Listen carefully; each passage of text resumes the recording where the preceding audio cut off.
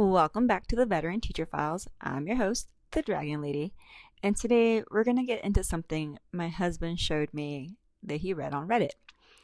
And when he showed it to me, it literally made me laugh out loud. So someone posted the question, what did you think was going to be easy before going into the classroom, but turned out to be hard? And like I said, I just laughed because, everything that you think is going to be easy or supposed to be easy or simple isn't. But let's get into some specifics because some of these are surprises that nobody warns you about. So let me take you back into my very first classroom.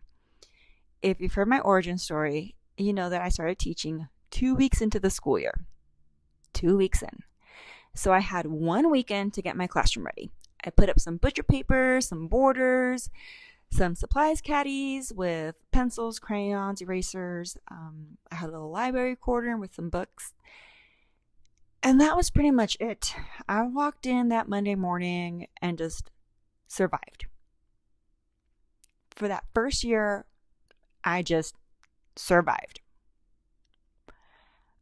It was like being dropped in the middle of the ocean and just sink or swim. See you later. No life jacket, no map, just go. Now, at the time, I was going through BITSA.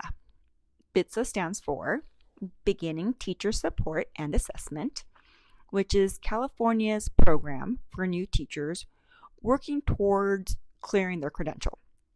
And for any newer teachers listening, you may know this as teacher induction. Same concept, just rebranded. Anyways, back then, they would give you this big old plastic box with a locking lid, like a little survival kit. And inside that box was the Harry Wong book, The First Days of School, How to Be an Effective Teacher. And the irony isn't lost on me, because Harry Wong actually taught at an elementary school in the district where I grew up. But I didn't really crack that book until the summer after my first year. And when I did, everything changed. The Harry Wong Revolution. That summer, I highlighted the heck out of that book. I mean, it just looked like a Christmas tree with every single light on. Every page, every paragraph, it just clicked.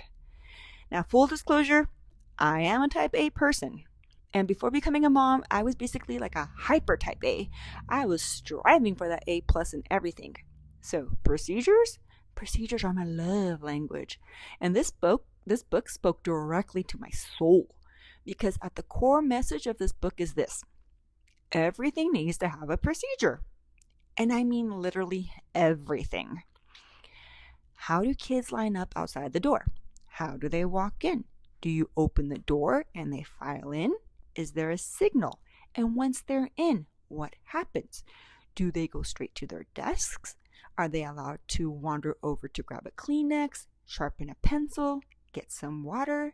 Speaking of water, if you have a water fountain in your classroom, what's the deal? Can kids just get up whenever they want? Do they bring their own water bottles? Do the water bottles stay at their desk? Do they stay at the water fountain? How long do they drink water for? Do the water bottles have to be filled when you come in? What about the pencil sharpening? Do the kids get up to sharpen a pencil? Is there a designated pencil sharpener person? Do you keep a cup of pre-sharpened pencils ready to go? And behavior. How do you manage it? How do you communicate expectations? Do you use a clip chart, a point system, names on the board? Or is it by table? Individuals? Is there a reward structure? Do you make phone calls? Send texts? Okay.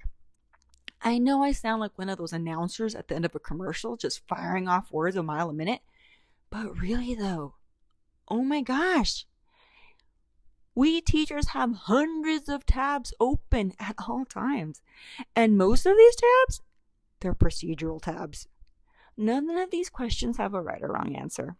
They depend on your grade, your school, your students, you. But they all have to be answered before the kids walk in. Because if you haven't thought through it, the kids will think through it for you. And you're not going to like their answers.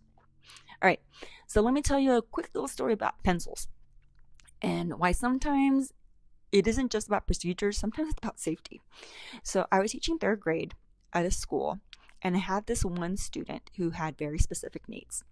And that year, I had tried the 2-can system. 1 can for sharpened pencils, 1 can for dull pencils. Because I figured these are third graders. When we're doing stuff, they can just switch out their pencils if needed. Easy peasy, not a problem. But that one student would have significant emotional outbursts. And whether or not he had a formal diagnosis, I can't say for certain. But during one of those outbursts, he grabbed a handful of those sharpened pencils and chucked them right at me. Everything he had. Now, I hesitate to use the word assaulted because it sounds extreme, but technically, that's what it was.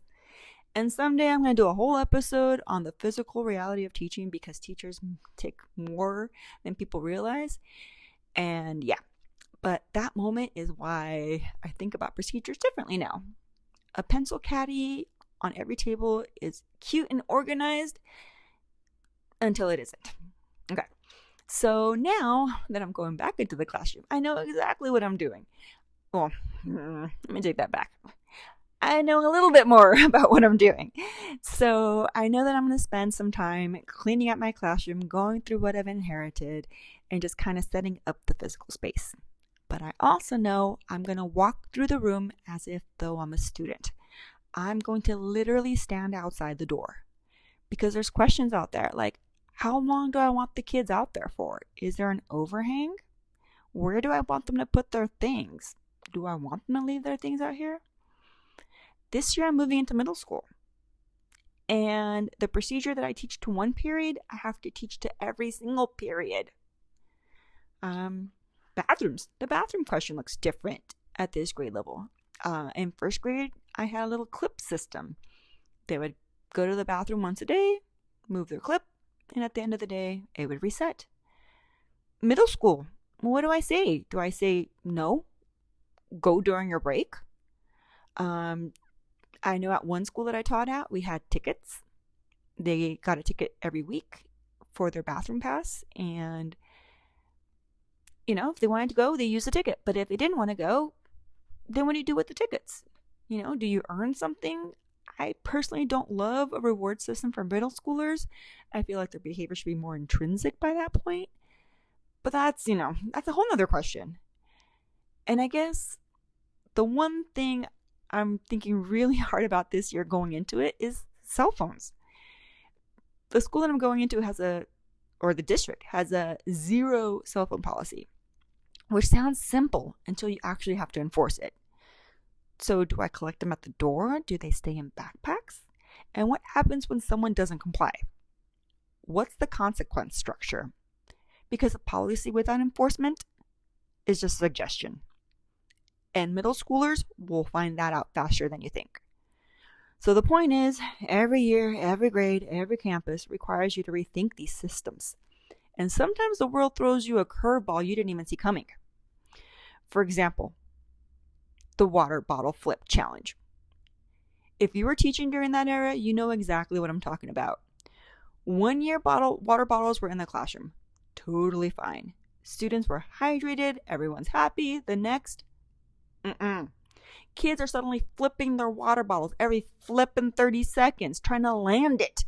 And now you've gone to, yes, please bring your water bottles, to absolutely not. No. No water bottles allowed. And that's the thing nobody tells you about in teaching. Procedures aren't like set it and forget it. They're living things. They evolve with the culture. They evolve with the kids, with whatever trend just exploded on social media overnight. So that Reddit question, what did you think was going to be easy before walking into that classroom? Yeah, it just made me laugh. Not because the first year is hard.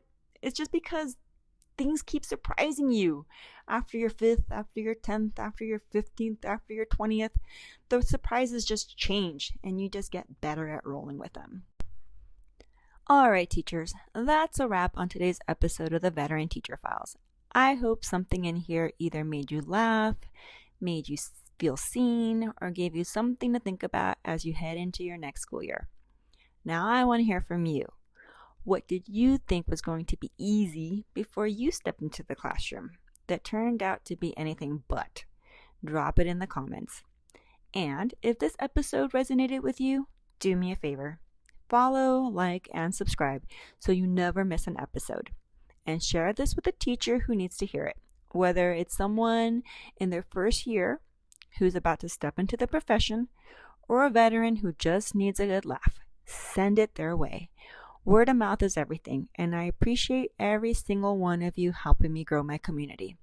Until next time, I'm the Dragon Lady, reminding you that we're not just surviving, we're building something, so let's keep it going.